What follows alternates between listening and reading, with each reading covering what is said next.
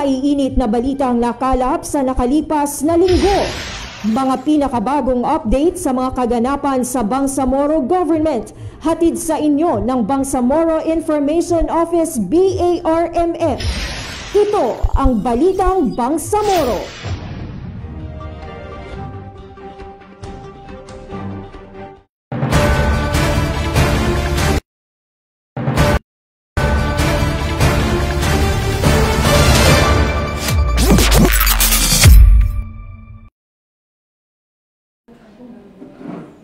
Assalamualaikum, magandang umaga mga karadyo Bangsamoro. Ngayon ay nasa ika-30 araw na po tayo ng Muharram 1447 AH, July 25, 2025.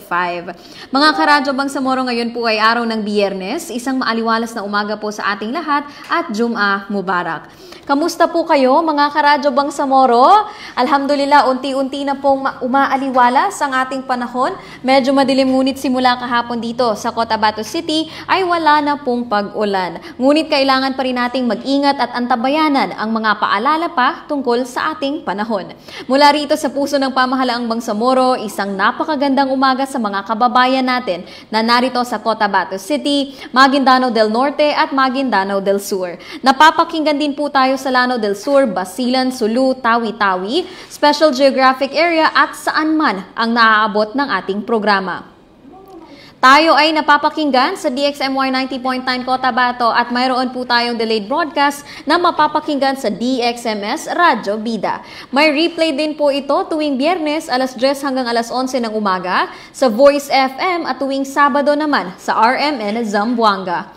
Tuwing alas 2 ng hapon, sa Martes sa Radyo Pilipinas Marawi, Radyo Pilipinas Holosulu at Radyo Pilipinas Tawi-Tawi. Napapanood nyo rin kami sa live stream ng Bangsamoro Government at Radyo Bangsamoro Facebook page. Mga karadyo Bangsamoro, samahan nyo kami sa isang oras na balitaan at update sa Bangsamoro Government, mga iba't ibang flagship programs ng Office of the Chief Minister at mga programa, aktibidades at iba pa ng BARM Ministries, offices and agencies. Magbabalik sandali lamang ang Radyo Bangsamoro.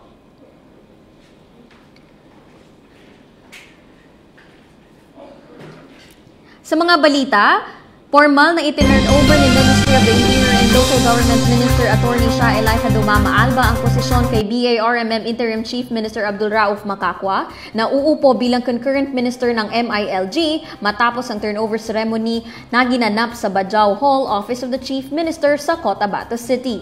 Sa isinagawang ceremonial turnover kahapon, buong puso at may pangalan. May paggalang na ipinasa ni Atty. Dumama-Alba ang kanyang posisyon kay Chief Minister Macacua.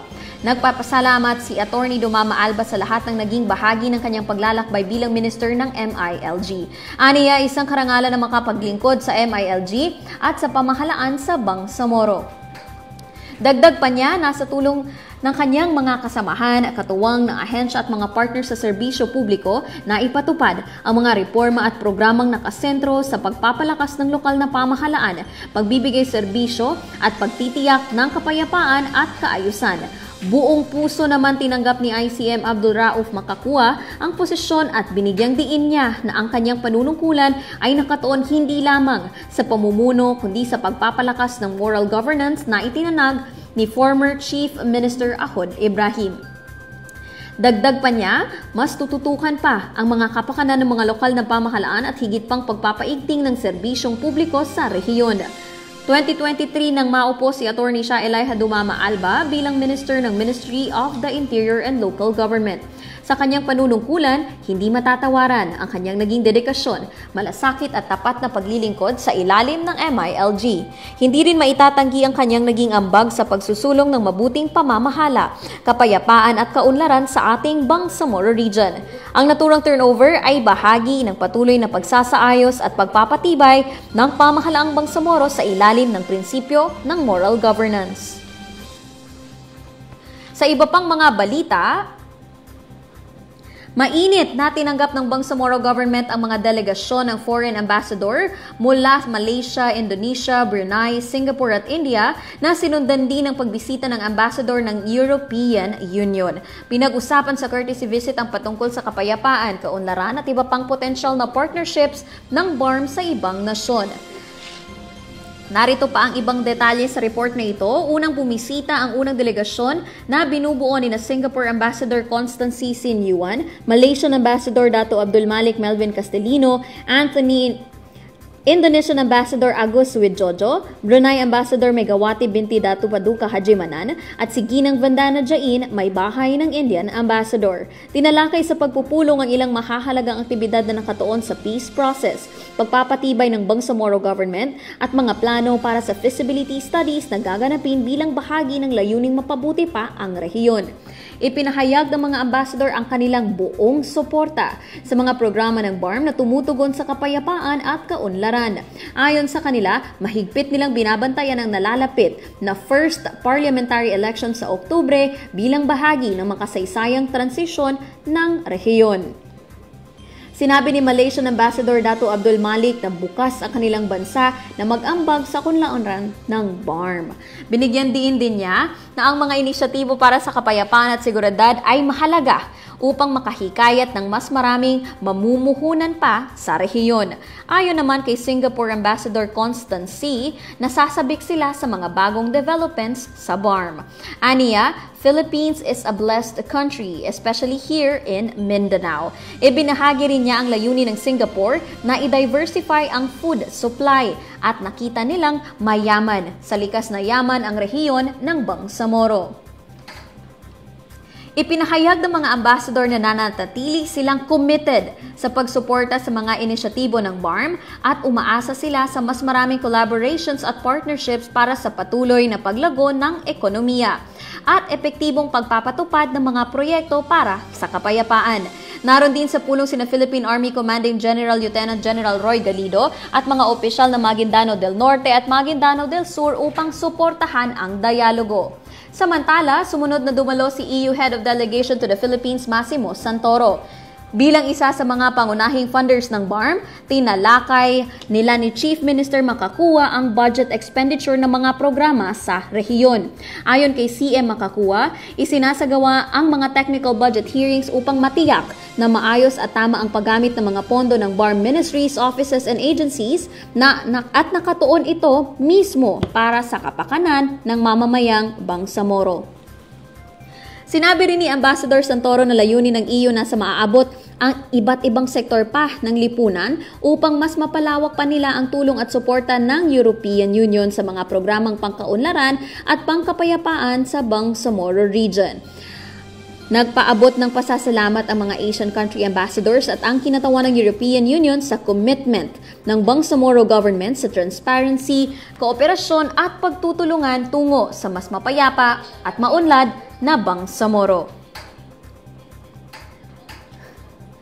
Para pa sa iba pang mga balita, mga karadyo Bangsamoro, itinalaga na bilang bagong project manager ng Project Strengthening Access to Living Assistance for Marginalized Bangsamoro si Ustads Nurul Abdullah nito lamang July 21, 2025.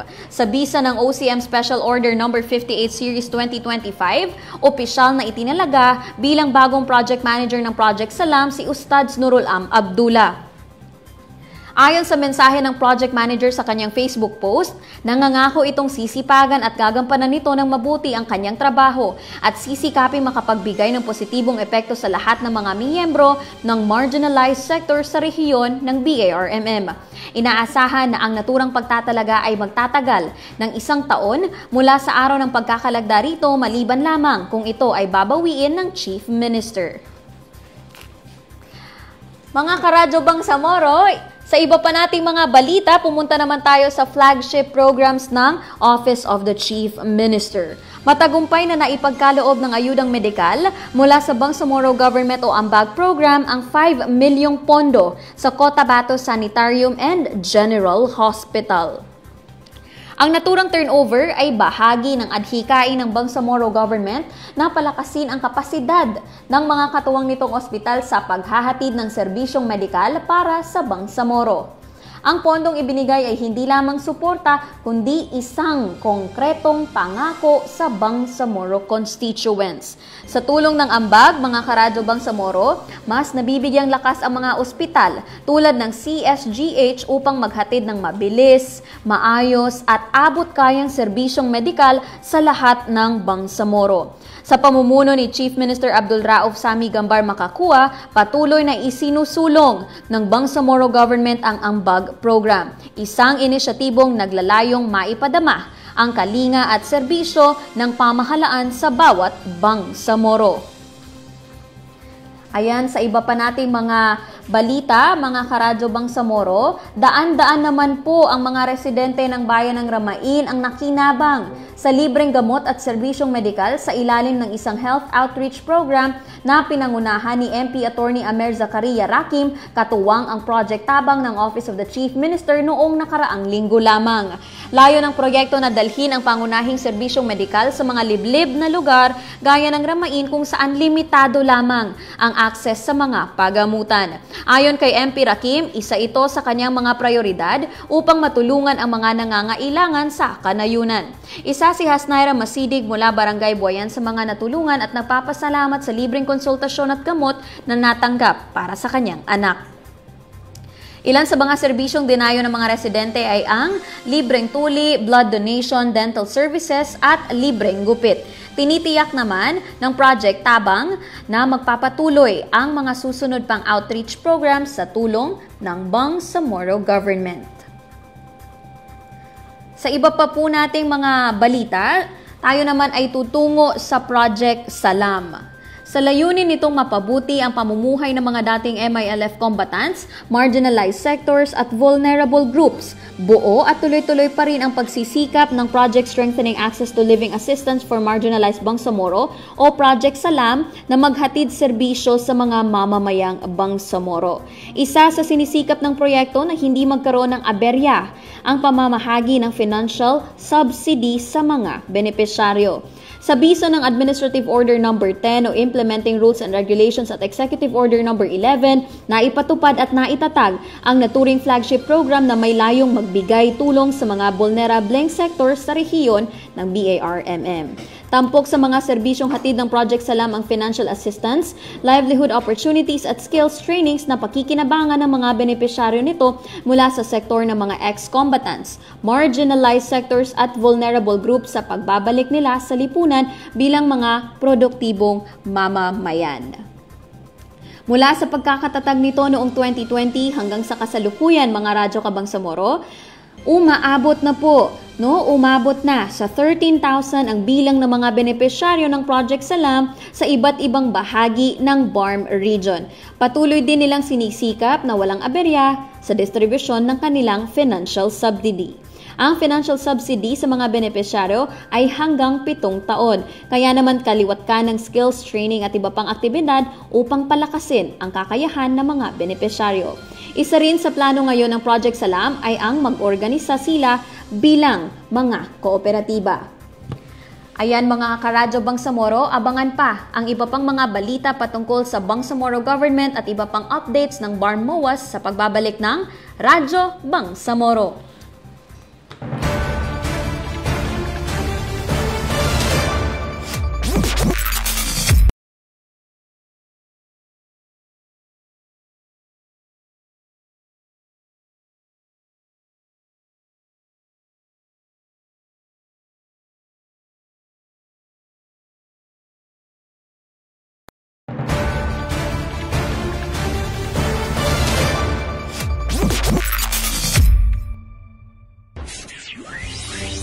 Mga maiinit na balita ang nakalap sa nakalipas na linggo. Mga pinakabagong update sa mga kaganapan sa Bangsamoro Government, hatid sa inyo ng Bangsamoro Information Office BARMF. Ito ang Balitang Bangsamoro.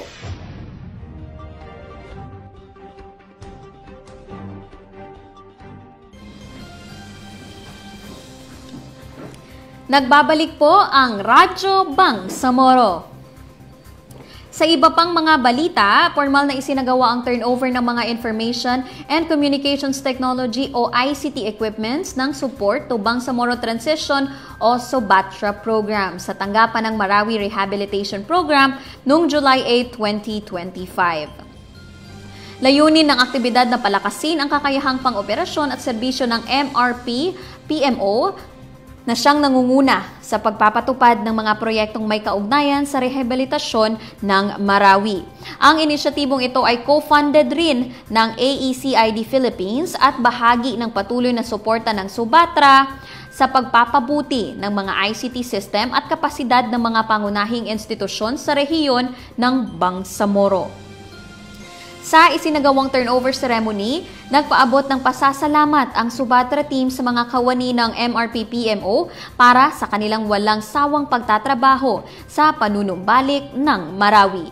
Muli ring tiniyak ng grupo ang kanilang patuloy na suporta sa adhikain ng opisina para sa mas mahusay na serbisyo sa mamamayan ng lungsod. Ang pagkakaloob ng ICT equipment ay patunay po na matibay ang ugnayan at dedikasyon ng SUBATRA at ng mga donor nito sa pagsuporta sa Bangsamoro government tungo sa mas matatag, maayos at makataong pamahalaan sa rehiyon. Sa iba pa pong mga balita, ayan mga karadyo Bangsamoro, pumunta naman po tayo sa balitang pang-digital Pinas. Iba't ibang kagamitan ang tinanggap ng Bangsamoro Information and Communications Technology Office mula sa United Nations Development Program bilang bahagi ng Joint Program on Inclusive, Competitive and Responsible Digital Philippine o Digital Pinas at bilang bahagi ng pagsusulong ng mas pinadaling access sa mga serbisyo ng pamahalaan at sa pagsusulong sa inclusive digital transformation sa Bangsamoro Region, isinagawa po nung nakaraang araw sa pakikipagtulungan ng Office of the Chief Minister, Bangsamoro Information and Communications Technology Office at United Nations Development Program Philippines ang equipment handover ceremony. Mga karadyo Bangsamoro, kabilang sa mga ipinamahagi ay ang mga TV, printer, table and chair, camera, projector and projector screen, speakers at microphone. Magagamit din ang mga ito sa pagpapabuti ng konektibidad, pagpapalaganap ng digital literacy at pagsuporta sa digital governance sa rehiyon. Ibinahagi naman ni Joint Program Coordinator of UNDP Philippines, Karen Brillantes, ang overview ng Joint Program on Digital Pinas, kung saan ipinaliwanag niya ang mga layunin, saklaw at inaasahang benepisyo ng programa para sa Bangsamoro. Binigyang diin niya ang pangangailangan para sa isang inclusive at responsableng digital ecosystem na magbibigay ng pantay na pagkakataon para sa lahat. Ayan mga karadyo Bangsamoro, marami na pong nai-handover ang iba't ibang INGOs at NGOs sa ating mga BARMOAs para mas makatulong sila sa pagpapaganda pa ng ating rehiyon. Ayan, sa iba pa nating mga balita, bilang bahagi ng layunin na suportahan ang mga lokal na magsasaka at mapabuti ang kanilang kabuhayan, na mahagi ang Ministry of Agriculture, Fisheries and Agrarian Reform ng 65 na kambing sa 5 kooperatiba at samahan ng mga magsasaka sa Maguindanao del Sur, Maguindanao del Norte at sa Special Geographic Area. Ang pamamahagi ay pinangunahan ng Gender and Development o GOD Program, katuwang ang livestock section ng MAFAR. Kabilang sa mga nakatanggap ng kambing ay ang Gaunan Farmers Association sa Radya Buayan, Gadungan SSSB at Umahat Mu'minats Agriculture Cooperative sa Sultan Sabarongis. Nakatanggap din po ang Barangay Leong Kadtabanga Organization sa Datupiang, South Barrera Women's Sector Agriculture Cooperative sa Barira at Kampo Muslim Bangsamoro Women naman po sa Nabalawag SGA.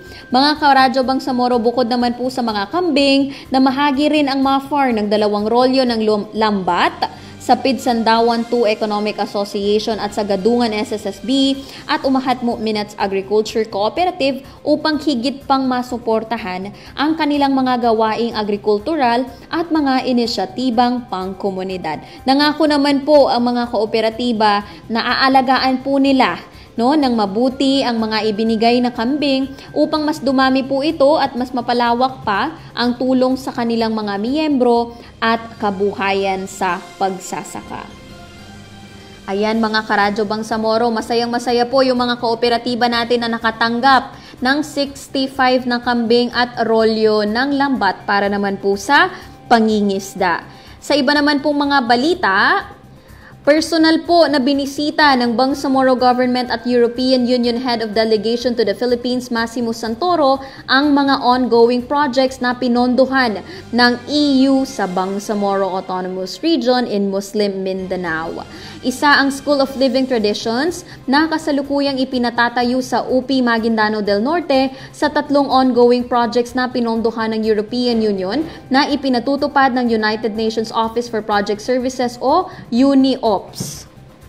Ayan no, at ito po ay sa ilalim ng Support to Bangsamoro Transition o yung tinatawag nating Subatra Program at sa pakikipagtulungan ng Ministry of Indigenous Peoples Affairs.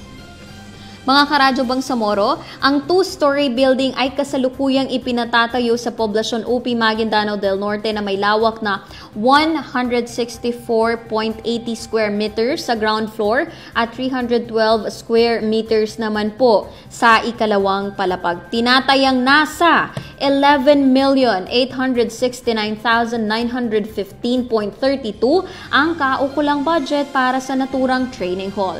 Ayon kay MIPA Minister Emelanio Ulama na maganda po ang epekto ng proyekto hindi lamang sa mga katutubong pamayanan sa UP kundi maging sa tri-people na bumubuo sa kanilang komunidad. Ang School of Living Traditions po ay magsisilbing lugar para sa cultural transmission, paghubog ng leadership at pagkakaroon ng dialogo ng mga katutubong pamayanan. Magiging tulay din po ito no, sa pagkakaroon ng interaction sa pagitan ng iba't ibang sectors sa UP, sa IP communities na magdadahilan no, sa pagpapanatili ng mga tradisyon ng Teduray sa mga susunod pang henerasyon. Napaka-importante po kay EU Head of Delegation to the Philippines, Massimo Santoro, ang kahalagahan po ng IP, hindi lamang sa BARM, kundi maging sa buong mundo. Ayan mga karadyo Bangsamoro, kabilang din po sa naging usapan ang mga issue patungkol sa lupain, mga hamon na kinakaharap ng mga IP women, kakulangan sa financial at educational support, at sa mga suhestyon no, hinggil sa pagpepreserba ng kanilang katutubong kasuotan. Sa ngayon mga kabangsamoro, nasa 12.98% pa lamang ang physical progress ng construction at inaasahang matatapos ito sa darating na Oktubre sa kasalukuyang taon. Samantala po, no, yung matapos ang pagbisita sa SLT doon sa site, ay agad din pong nagsagawa pa ng isa pang site visit ang EU sa dalawa nitong ongoing project sa loob ng BARM Complex, kung saan nagkaroon din ng diskurso o pag-uusap no, tungkol sa progreso ng construction sa mga naturang proyekto.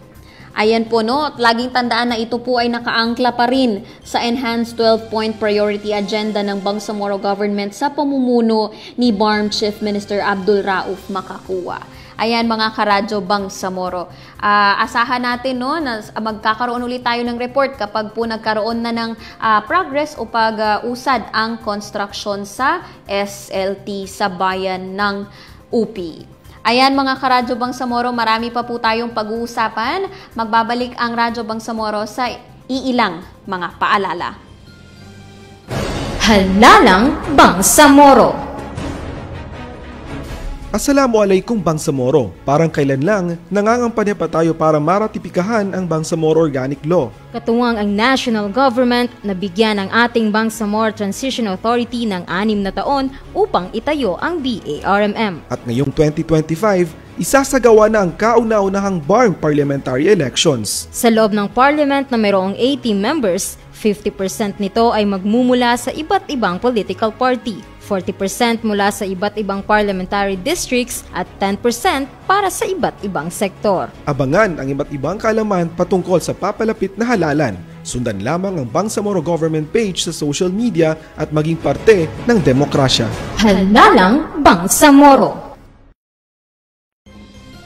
Nagbabalik po ang Radyo Bangsamoro. Ayan, sa mga balita po natin, bilang bahagi ng advokasya nito para sa inklusibo at rights-based social protection, isinulong po ng Ministry of Social Services and Development o MSSD sa pamamagitan ng tanggapan nito sa Maguindanao del Sur ang pagtatag ng mga solo parent federation sa 5 munisipalidad noong July 7 hanggang July 9, 2025. Formal pong naitatag ang mga federasyon sa mga bayan ng Dato Piang, Gindulungan, General Salipada Kependatun, Dato Paglas at Sultan sa Barongis sa pamamagitan ng serye ng mga aktibidad na isinagawa sa mga municipal training centers. Layunin ng 3 araw na aktibidad na mapalakas pa po ang kamalayan at kakayahan ng mga solo parent, lalo na ukol sa kanilang mga karapatan at papel bilang leader sa komunidad.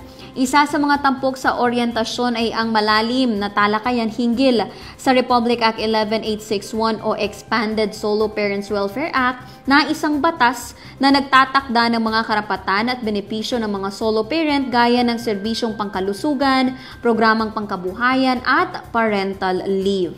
Bukod po sa legal orientation, sumailalim rin po ang mga kalahok sa mga leadership development session na tumatalakay sa iba't ibang estilo ng pamumuno, estratehiya sa community organizing at participatory governance. Nilalayo ng mga ito na bigyang lakas ang mga solo parent natin na mamuno, mag-organisa at maging aktibong kinatawan ng kanilang sektor. Inaasahan po na magsisilbi itong plataporma ng mga solo parent para sa representasyon, konsultasyon at tuloy-tuloy na pakikipag-ugnayan sa local na pamamahalaan, lalo na sa mga programang nakatuon sa kanila.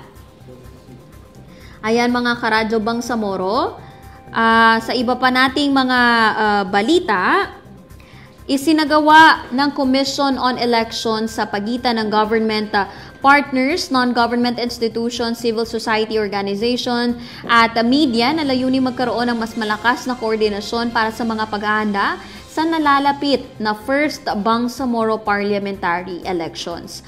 Ayon kay COMELEC Education and Information Department Attorney Francis Aguinda Arabe, mahalaga ang papel ng bawat organisasyon para sa voters education ng COMELEC upang mas maging malawak pa po ang maaabot ng impormasyon kaugnay sa proseso ng eleksyon at magiging anyo po ito ng parliamentary government sa BARM. Inihiyag din ng mga partner organizations ang kanilang mga hakbang kaugnay sa voters education at iba pang kaalaman ukol sa halalan sa Bangsamoro region. Naroon din mga karadyo Bangsamoro ang Bangsamoro Information Office upang ihayag ang updates sa mga ginagawang hakbang sa Bangsamoro Electoral Code kung saan isa sa mga programa ng BIO ang Halalang Bangsamoro. Na isa po itong plataforma upang mas maintindihan ng publiko ang BEC. Ang BEC po ay ang Bangsamoro Electoral Code. At plataforma po ito upang mas maintindihan ng publiko yung papel ng mga botante at anyo ng elected government ng BARMM. Hinihikayat din ng COMELEC ang lahat na magtulungan upang maipaabot pa po sa mga botante, sa mga publiko, ang tamang impormasyon kaugnay sa parliamentary elections. Nakatakda namang ilunsad ng COMELEC ang kampanyang botong pang Bangsamoro sa buwan ng Agosto. Ayan mga kabangsamoro, nalalapit na po asahan natin na ang Bangsamoro Information Office ay maglalabas ng kumbaga pa ay mga educational materials or videos para mas maintindihan pa po natin ang Bangsamoro Electoral Code. Ayan, sa iba pa pong mga balita, usapang Peace Forum naman po tayo. Ayan, saglit lamang mga karadyo Bangsamoro. Sa usaping Peace Forum po, pinangunahan ng Ministry of Public Order and Safety or MPOS, na dinaluhan ng iba't ibang organisasyon at sektor sa BARM.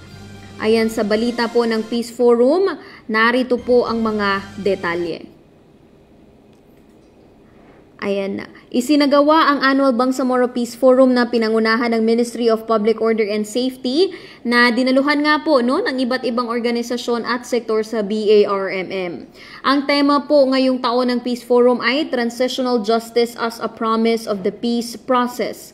What's next after parliamentary elections? Pinangunahan ng Ministry of Public Order and Safety. Pinangunahan po ng MPOS ang Peace Forum na ito.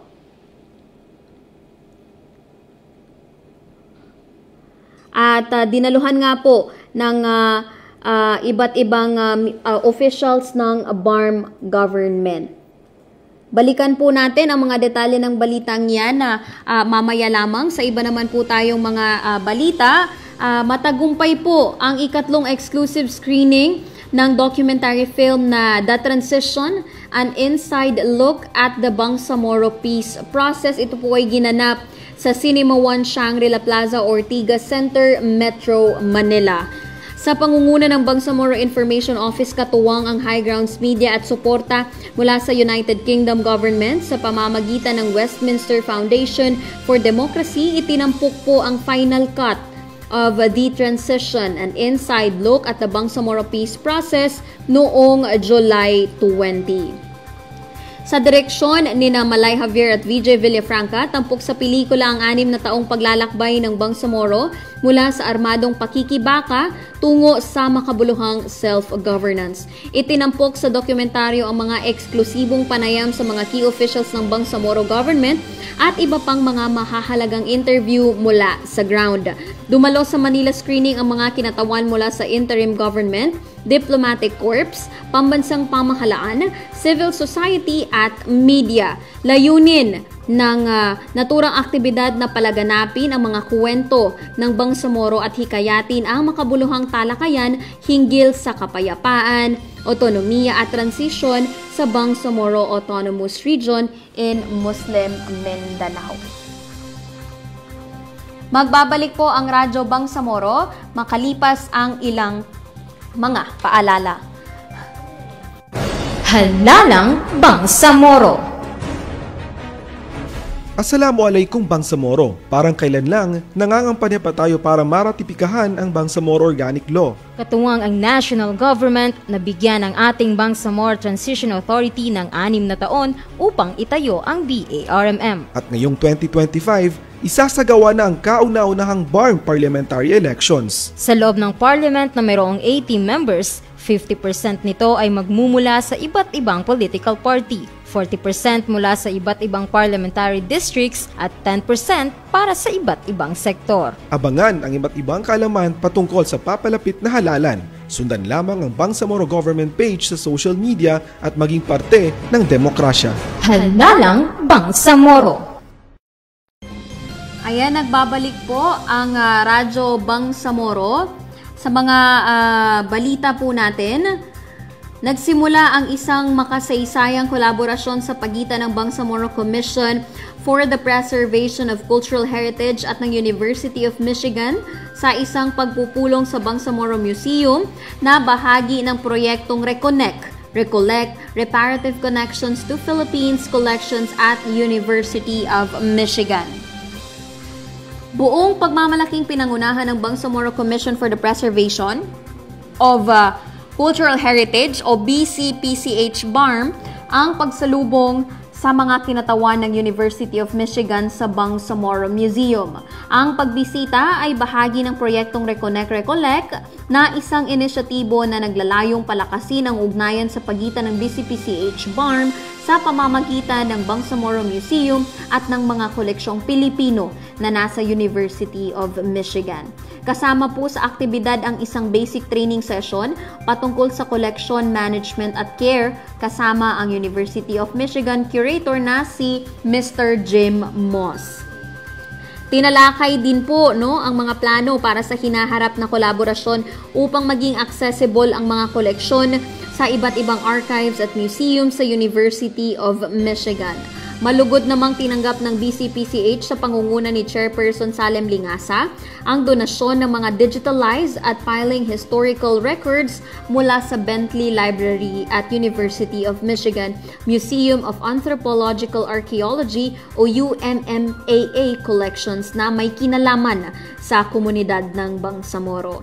Laman ng libro ang mga record ng specimen catalog, burial catalog at iba pa. Binigyang diin din po ni Chairperson Lingasa na higit pa sa simpleng pagpapalitan ng mga lumang bagay ang nasabing proyekto, kundi isang makasaysayang tulay na muling kumukonekta sa mahahalagang bahagi ng nakaraan na matagal nang nasa dayuhang lupain, particular na po sa bansang Amerika. Sa pamamagitan ng inisyatibong ito, inaasahang magkakaroon ng mas malalim na pag-unawa at pagpapahalaga sa kasaysayan at kultura ng Bangsamoro, hindi lamang po sa rehiyon kundi pati na rin sa international community. Ayan mga kabangsamoro, no? Isang napakagandang balita na yung mga para sa Bangsamoro ay naibalik na rin po dito sa ating rehiyon. Sa iba pa pong mga balita, formal nang sinimula ng Ministry of Social Services and Development sa pamamagitan ng Older Persons and Persons with Disability Welfare Program Center for Persons with Disabilities ang pagdiriwang ng ICA 47 na National Disability Rights Week. Sa temang Innovation for Inclusion, Building Inclusive Communities Together, sinimulan ang kick-off ceremony na dinaluhan ng mga katuwang ng ahensya, mga tagapagtaguyod, pamilya at mga kliyenteng may kapansanan bilang pagkilala at pagpupugay sa kanilang karapatan, dignidad at kakayahan sa buong rehiyon ng Bangsamoro. Isa sa mga tampok na bahagi ng programa ang paglagda ng Memorandum of Agreement sa pagitan ng MSSD at iCare Smart Minds Academy Incorporated. Katuwang ang ilang institusyon tulad ng UNICEF, Philippine Dental Association Cotabato Chapter, Cotabato City Police, MBHTE-TESD, PIDEA BARM, Cotabato Greenland Initiatives, CRMC Dental Department, MBHTE-ALS, Lab Law Firm, Combination and Blind Massage, Manggorio Bahay Kainan at Pressure Point Blind Massage. Namahagi rin ang MSSD ng kabuuang 8 assistive devices para sa mga PWD clients. Ito po ay 5 white canes, 2 quad canes at 1 crutch sa ilalim ng OPP-WPD program. Bilang bahagi naman po ng Financial Inclusion Initiative, katuwang ang Development Bank of the Philippines, ipinamahagi po ang mga passbook accounts sa 49 PWD trainees.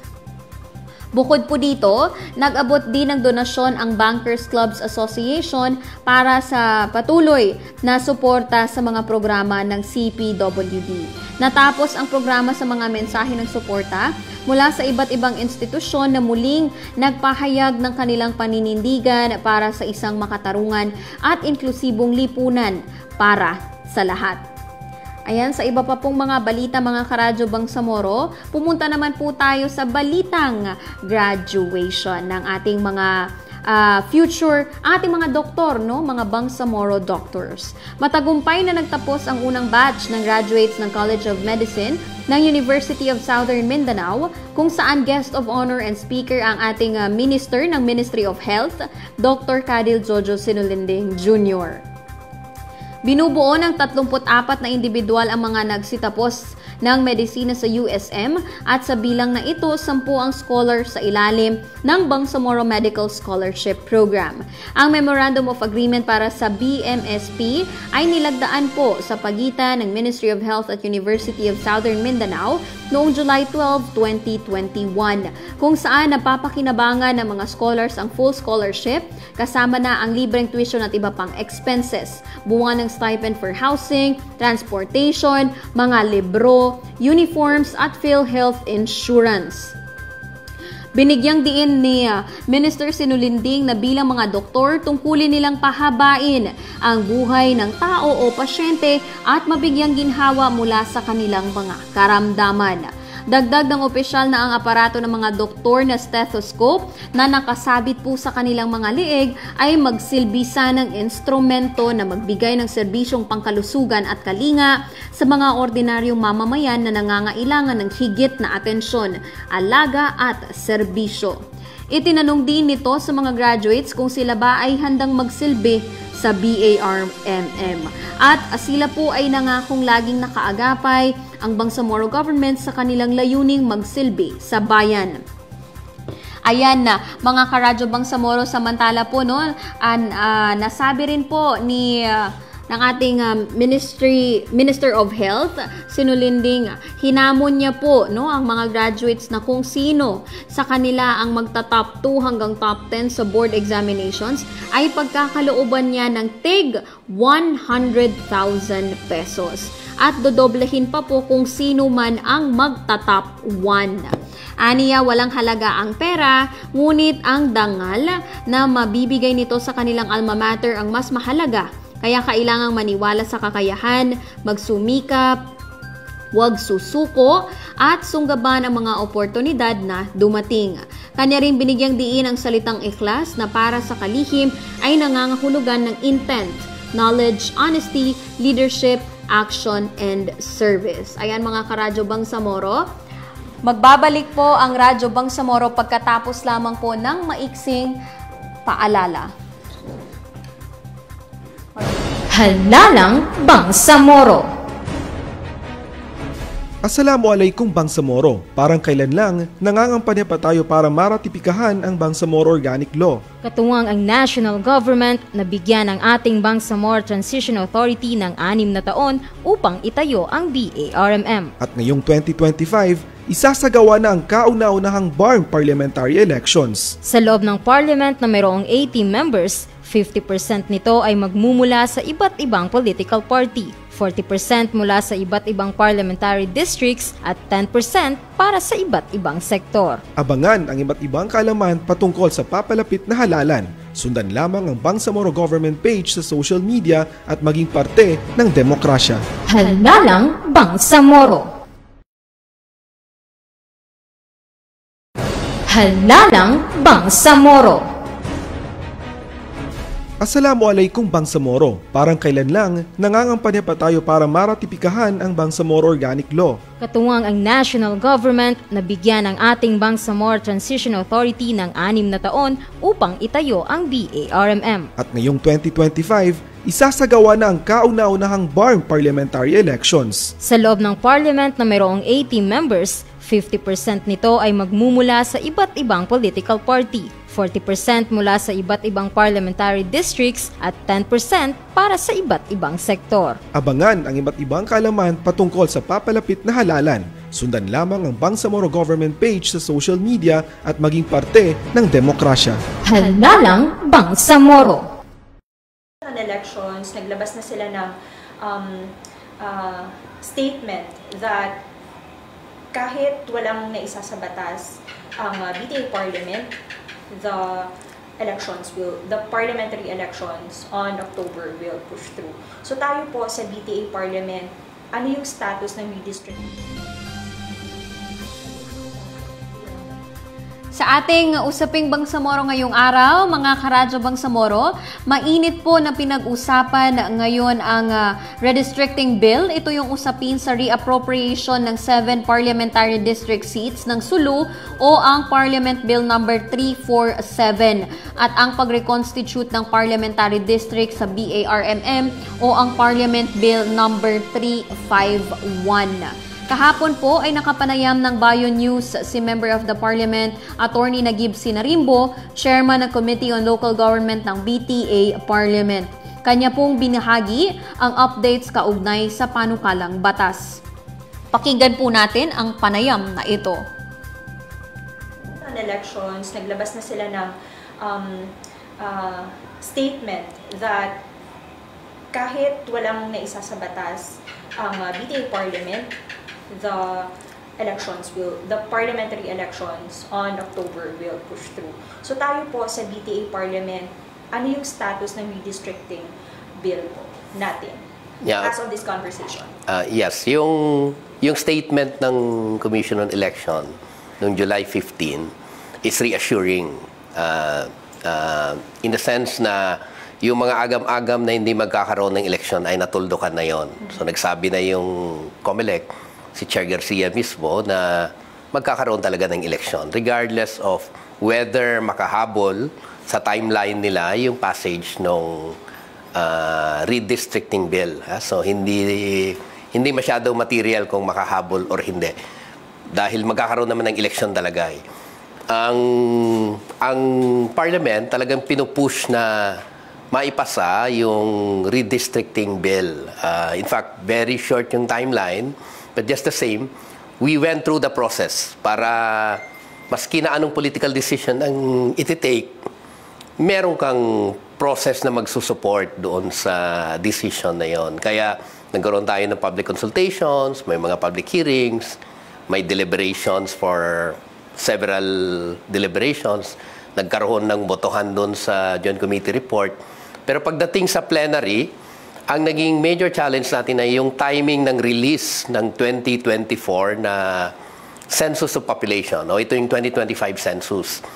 Ang census sa Pilipinas ay hindi yan ginagawa taon-taon. Every 5 years lang yan ang tinatakda ng batas. Dahil ang last na census ay 2020 pa, at hindi available yung result, I wrote to the Philippine Statistics Authority several times requesting them to furnish us a copy of the result of the 2024 Census of Population.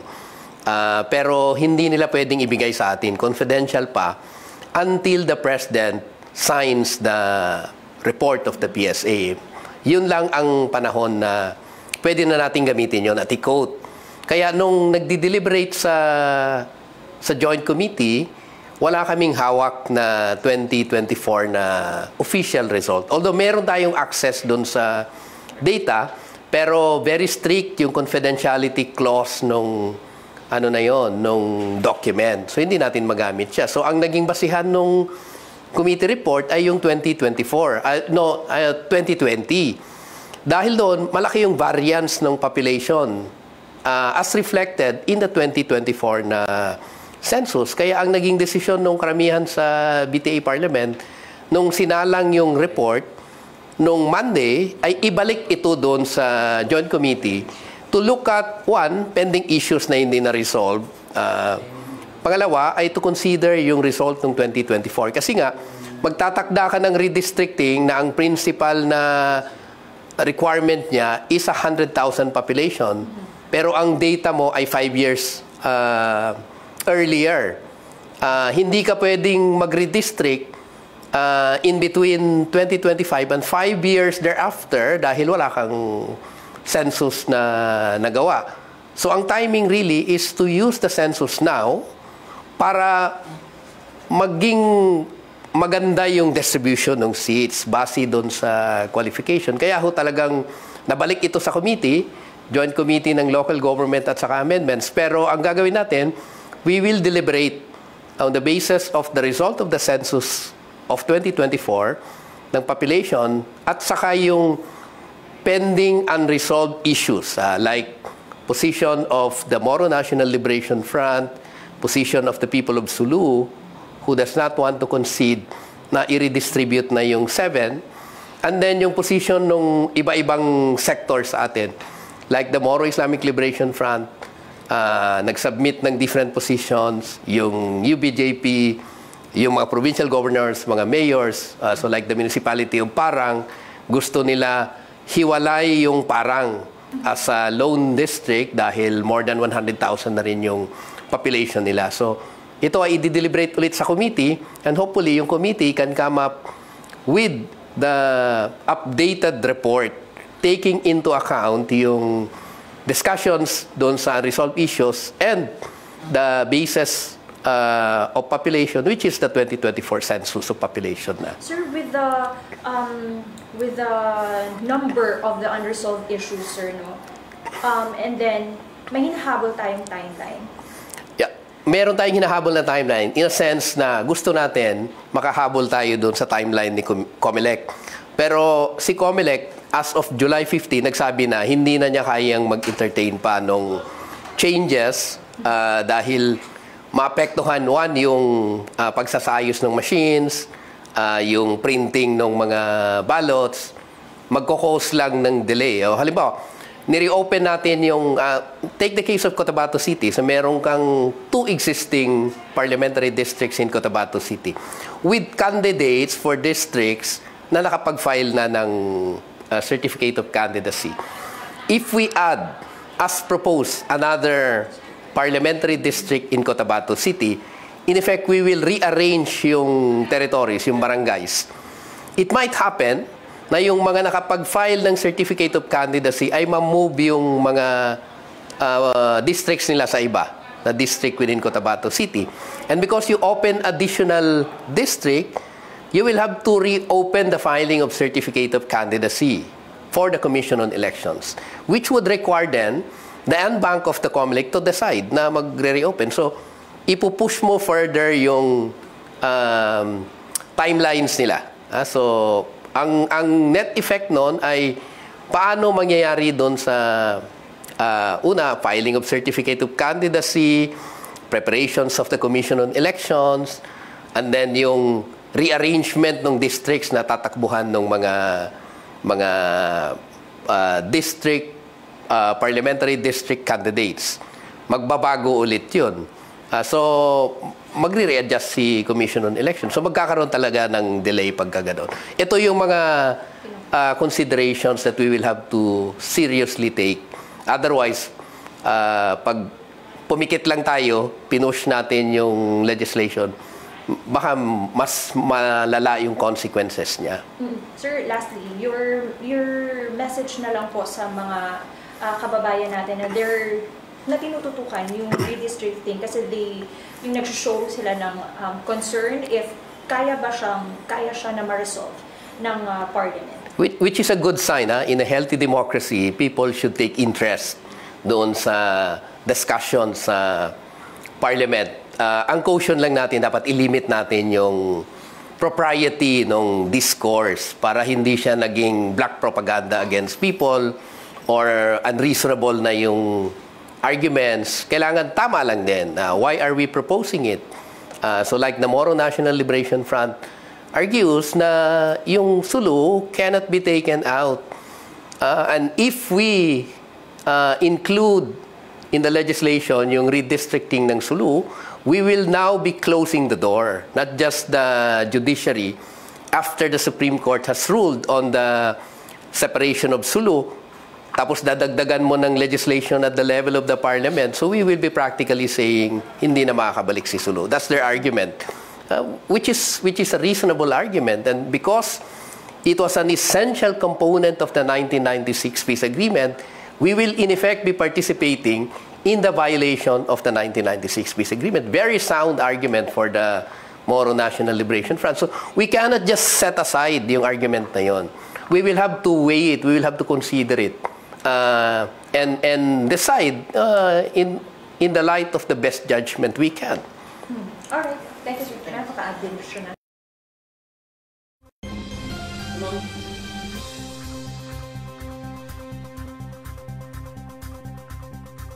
Ni Sinarimbo. Sinabi nga ni MP Sinarimbo na nai-refer muli ito sa joint committees ng local government at amendments, revision and codification of laws matapos ang pagpresenta ng committee report sa plenaryo noong Lunes ay nagkaroon ng botohan sa motion na ibalik ito sa joint committee kung saan nananaig ang desisyon na ma-refer back nga po ito sa joint committees. At nabanggit nga sa interview ni MP Attorney Sinarimbo na pakikinggan at aaralin nilang muli ang mga position papers na naisumite sa komite.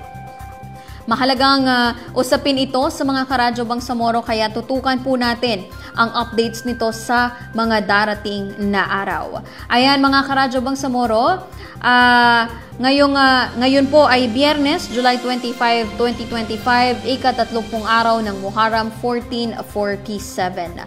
Sa ating panahon ngayon, patuloy pa rin pong nakakaapekto sa panahon sa bansa ang habagat. Ayon sa Pag-asa, patuloy itong magdudulot ng mga pag-ulan at kaulapan. Iiral ito sa iilang bahagi ng Mindanao. Pero mga kabangsamoro, asahan pa rin ang mga pag-ulan dulot ng localized thunderstorms. At mga karadyo Bangsamoro natin na naapektuhan po ng sunod-sunod na malakas na hangin at pag-ulan, mag-ingat po kayo. Manatiling nakaantabay sa mga paalala ng Pag-asa at BARM Ready sa ating panahon ngayon. Mga karadyo Bangsamoro, para po kayo ay updated sa ating panahon, sundan po ang Facebook pages ng BARM Ready at BARM Ready Weather Update.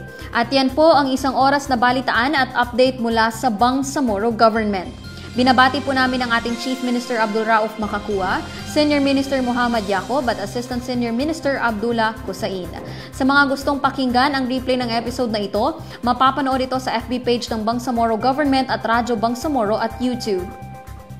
May replay din po ito tuwing Biyernes sa 10 to 11 ng umaga sa Voice FM at tuwing Sabado naman sa RMN Zamboanga.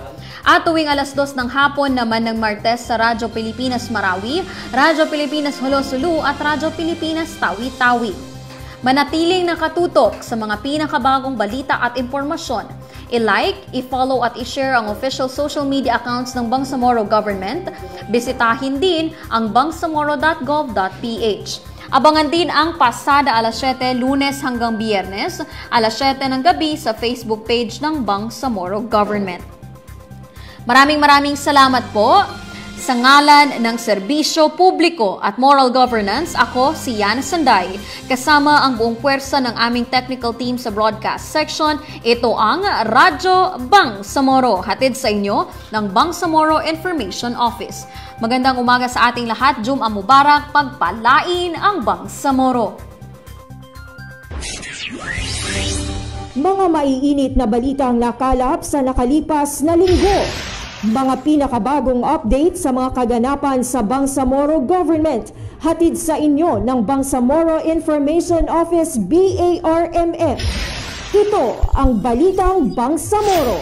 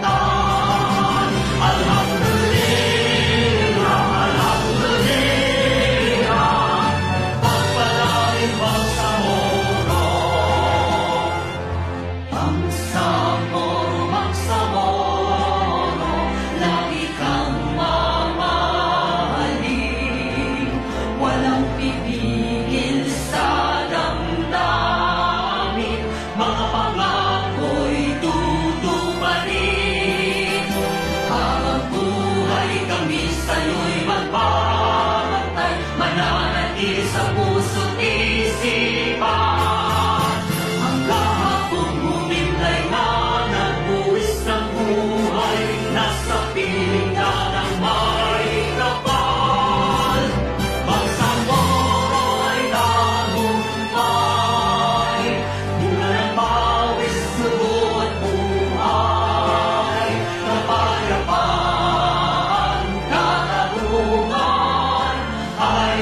natin na